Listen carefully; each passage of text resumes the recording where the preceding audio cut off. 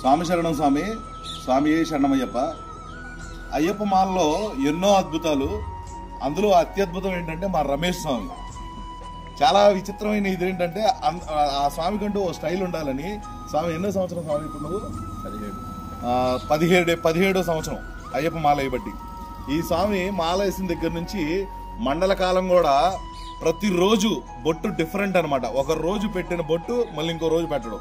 మా స్వామికి సంబంధించిన బొట్లన్నీ మీకు ఇప్పుడు వీడియోలో ఈ ఫోటోలుగా ప్లే చేస్తాను, చూడండి ఎంత అద్భుతంగా చేస్తాడు. ఇది ఒక రకమైన అద్భుతమైన భక్తి.